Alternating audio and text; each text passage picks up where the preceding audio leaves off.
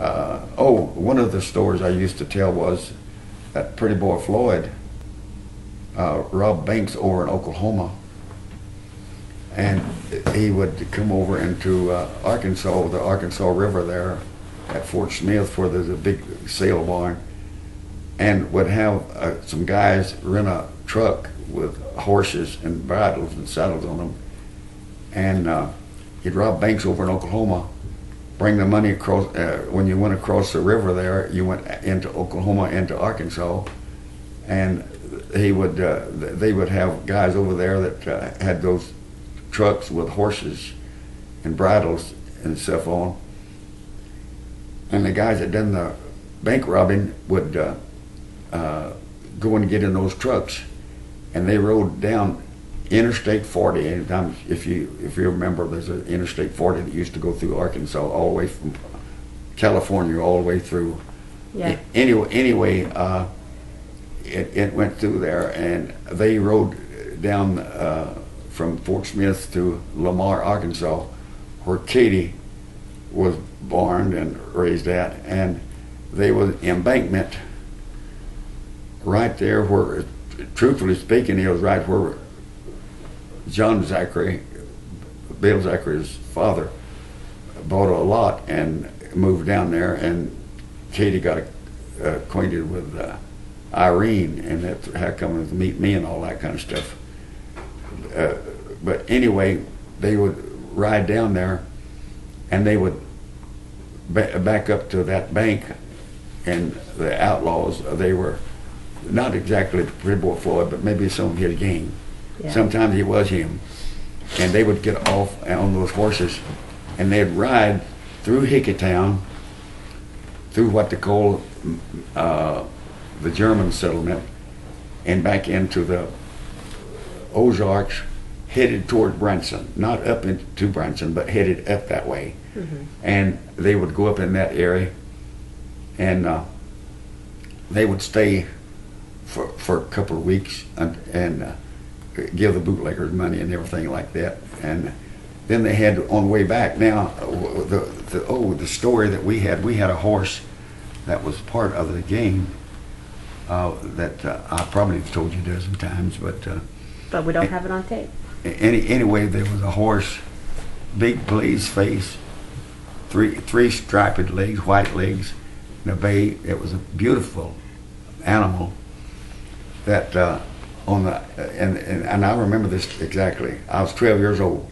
On the 18th day of April in 1931, we had just moved from up around Clarksville, up in that area down there to Hickeytown, and it was it'd been down there about a year and all. And our corn on the 18th day of April was about this high, and I looked up about 10 o'clock in the morning, and there was this beautiful horse out there in our cornfield eating their corn, taking the bites of the corn. And beautiful horse, real beautiful, but it was a little stiff. It didn't have no bridle, nothing. It was stiff. And we found out that he had been rode from the mountains up there. One of the gang of Pretty Boy Floyd had rode from the mountains and was headed back towards town, and got as far as Hickeytown, and the horse became stiff and got a rock or something in one of its hoofs and shoes, and it couldn't walk good. And so he had got off under a tree out just a little ways from our house on the main road, and he got out, took the bridle and saddle off of the horse and turned it loose. And then when somebody come by, he had money, of course, and everything, he hired somebody to take his bridle and saddle and him and bring him back to town, and then he went on here, bus you right, done it. Anyway, the horse was left in our field. Well, I put it, my dad told me to go put it up, and we did, and nobody claimed it. And then we began to hear a little bit about it. We thought it was a gang from Pretty Boy Floyd or somebody, and so Dad went to the county seat and found out what he's supposed to do, and they said, well, you can keep it 6 months, and if nobody claims it, if you'll put up so many signs in so many public places, half of it will be yours and half of it will be the state's. But if you keep it a year and put these signs up in 3 public places, in a year the horse will be yours. Well, Dad said, well, if anybody called for it, well, we'll let them have it. And anyway, in a year that horse became ours, and we kept it several years. And but 2 years after that, it was out in our field eating corn. One of the guys that was a gang, that was one of the members of Pretty Boy Floyd, came from the mountains up there again, and 2 miles from where we lived at, where the corn was at when I was 12 years old, in fact, as I say, on April 18th, 1931, about 2 years after that, a guy stopped up about 2 miles from our house, and he had ate there a lot of times, and he'd give a lady $20, $50, $100 because he had money, and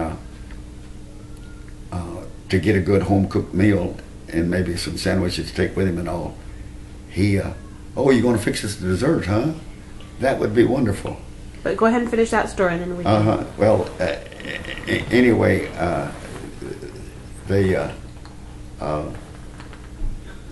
it began to go around that that this guy was up there at 2 miles from where I lived at, and he said, "Hey," he said, "you know people around here pretty good." He said, "Do you remember 2 years ago that horse that I had was lame?" Yeah, and they said, "Yeah."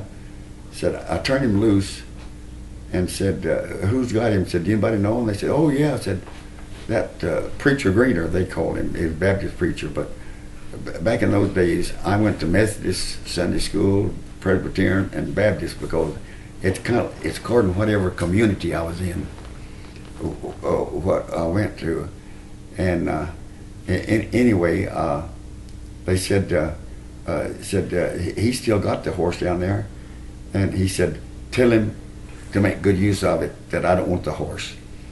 And that was 2 years later. So it really was one of the Pretty Boy gang horses.